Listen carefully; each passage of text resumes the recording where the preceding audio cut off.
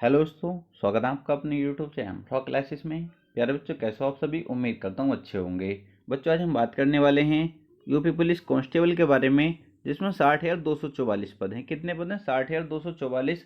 आप बहुत अच्छे से जानते हैं इसका जो एग्जाम होता है बच्चे, वो 17 और 18 फरवरी को हुआ था। कब? 17 और 18 फरवरी को। पेपर लीक होने की वजह से इसको क्या कर दिया गया बच्चे? इसको कैंसिल कर दिया गया। अब बच्चों के दिमाग में एक बात बहुत ज़्यादा चल रही है, सर इसका री एग्ज़ाम कब होगा? ठीक है। और आपने देखा होगा यूट्यूब पर बहुत ज़्यादा वीडियो बन रही हैं, इसका पहले फिजिकल होगा। ठीक है, ये बहुत ज़्यादा वीडियो बन रही है, तो आपको बहुत अच्छे से क्लियर करने वाला हूँ। फिजिकल होगा या आपका एग्जाम होगा? एग्जाम होगा तो कब होगा? और आपको ये भी बताने वाला हूँ, अगर ये भर्ती कैंसिल नहीं होती, एग्जाम अगर कैंसिल नहीं होता, तो बच्चे इसकी कट ऑफ कितनी जा सकती थी, क्या आप उसमें आ रहे थे या नहीं आ रहे थे, आप ये भी अपना आकलन कर सकते हैं। और बच्चे, मैं नया बैच जो शुरू करूँगा उसको कब से शुरू करने वाला हूँ, क्योंकि मैं बहुत डिटेल में इस बार आपको पढ़ाने वाला हूँ। बच्चे इस बार कहते रह गए थे सर जीएस पढ़ा दो जीएस, पर मैं पढ़ा नहीं पाया था क्योंकि ऑफलाइन बैच चल रहा था। तो अब ऑफलाइन मैंने बंद कर दिया है। इस बार आपको चारों सब्जेक्ट बहुत अच्छे से डिटेल में मैं आपको पढ़ाने वाला हूँ। क्लियर?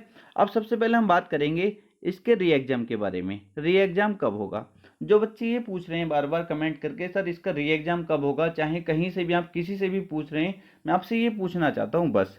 सबसे पहली बात मुझे ये बताइए, आपके कितने क्वेश्चन बन रहे थे? क्योंकि जिसके 80 क्वेश्चन बन रहे थे, जिसके 90 क्वेश्चन बन रहे थे, वो ज़्यादा पूछ रहा है इसका री एग्जाम कब होगा।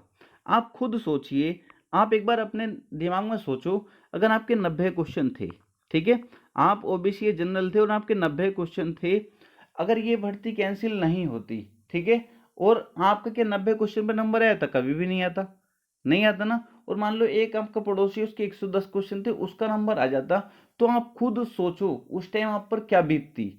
खुद सोचो, आपके पिताजी को जब पता चलता मेरे लड़के का नहीं आया और उस पड़ोसी का आ गया, तो आप पे क्या बीतती। आप ये सोचो, दोबारा से ये दिन ना देखना पड़े, दोबारा से ये दिन ना देखना पड़े, क्योंकि आपको क्या करना है, री एग्जाम कभी भी हो सकता है।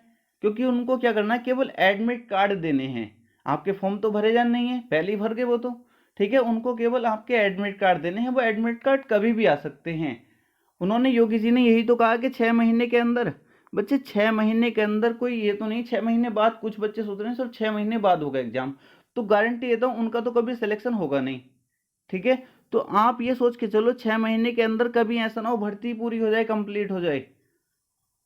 तो आप ये मान के चलो, अगर आपके साथ ऐसा हो जाता, आपके 90 क्वेश्चन थे और भर्ती कैंसिल नहीं होती, तो आप क्या करते? आप ये सोचो कि पड़ोसी के 110 थे, तो मैं इस बार 120 क्वेश्चन कैसे करूं, ये आपका टारगेट होना चाहिए। ये री होना चाहिए कि री एग्जाम कब होगा। बच्चे ये तो क्लियर है, री एग्जाम तो होना है।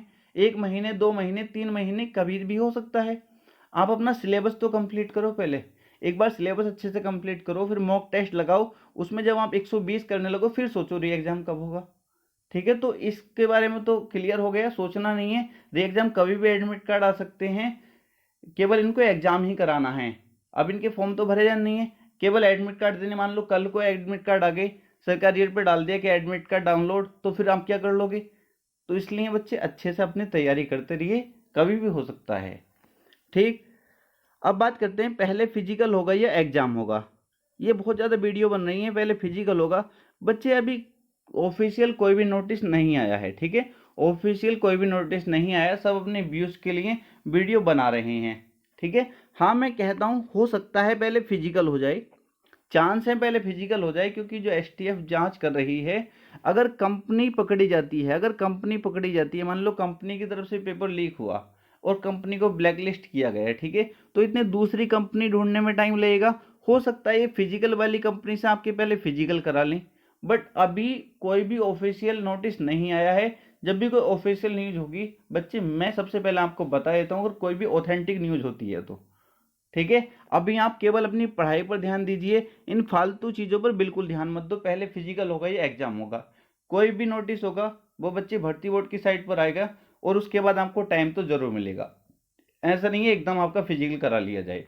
क्लियर? अभी आपको पढ़ाई पर ध्यान देना है, बहुत अच्छे से आपको पढ़ाई करनी है। अगर कोई भी न्यूज़ होगी तो मैं आपको वीडियो बनाकर बता दूंगा, इसलिए चैनल को सब्सक्राइब करके आपको रखना है। दूसरे बच्चे बात करते हैं, अगर एग्जाम कैंसिल नहीं होता तो कट ऑफ कितनी जाती। इस पर बहुत अच्छे से हम बात करेंगे। बच्चे अगर एग्जाम कैंसिल नहीं होता, ठीक है, अच्छे से सुनना, कट ऑफ अगर एग्जाम कैंसिल नहीं होता मतलब सीधी सी बात है, मतलब इसमें चोट शामिल नहीं होते, अगर भर्ती बिल्कुल साफ होती है, जैसा पेपर ये आया है, अगर ऐसे पेपर पे कट ऑफ बनती, इस पेपर पे बिल्कुल साफ भर्ती होती बच्चे, तो कट ऑफ कितनी जा रही होती, इसको अच्छे समझेंगे।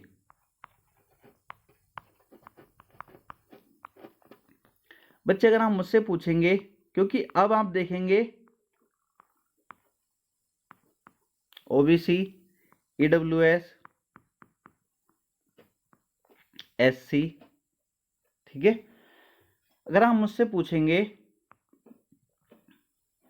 तो इसकी कट ऑफ में बहुत अच्छे से आपको, अगर इतने नंबर थे तो आप सेफ थे बिल्कुल, ठीक है, अगर इससे कम थे तो कोशिश करिए कि इस बार तो आप रह जाते।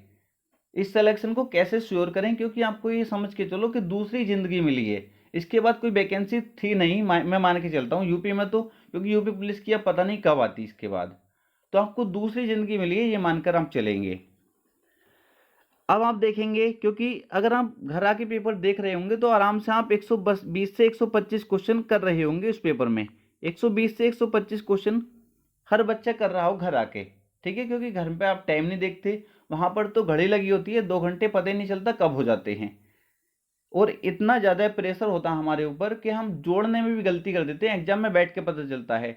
जो किसी को तुम दूसरे को पेपर दिखाओगे ना, वो तो ये इतना इजी पेपर था, भाई जब एग्जाम में बैठता उसको पता होता है कैसा पेपर था, जब आते हुए एक दो दो तीन तो गोले गलत हो जाते हैं भरने में, मुझको भरना था ए, भर गया बी, ठीक है, आपके साथ हुआ होगा अगर आपने एग्जाम दिया है तो। क्लियर? अगर बच्चे ऐसा पेपर, ये पेपर था आपका, जो सिलेक्शन होता है इस पर, अगर भर्ती बिल्कुल साफ होती तो जनरल में मैं मान के चलता हूँ जिसके 105 क्वेश्चन थे, 105 प्लस क्वेश्चन थे, उसका फाइनल सिलेक्शन हो जाता, जहां तक मुझे लगता है, ठीक है, अगर भर्ती में चोर शामिल नहीं होते तब 105 क्वेश्चन अगर आपके थे तो आपने बहुत अच्छा स्कोर किया था, कोई भी दिक्कत नहीं थी। पर अब 105 से आपको खुश नहीं होना, अब टारगेट करिए कि मैं इनको 120 कैसे करूं आगे जो री एग्जाम होने वाला है। क्लियर? उसी तरीके से ओबीसी अगर आपके 102 क्वेश्चन थे तो आप बिल्कुल श्योर थे आपका फाइनल सिलेक्शन हो जाता। ऐसे ही बच्चे एडब्ल्यूएस भी आप इतना ही मान सकते हो लगभग 100, और एससी आप देखेंगे तो एससी भी 92, 90-92 पे आपका सिलेक्शन हो जाता, एससी में फाइनल सिलेक्शन, ठीक है, अगर आपके इतने मार्क्स थे तो आप सिलेक्शन के हकदार थे, अगर नहीं थे तो आप सोचिए कि आपको दूसरी जिंदगी मिली है, दूसरा मौका मिला है, इसको कैसे भुनाया जाए।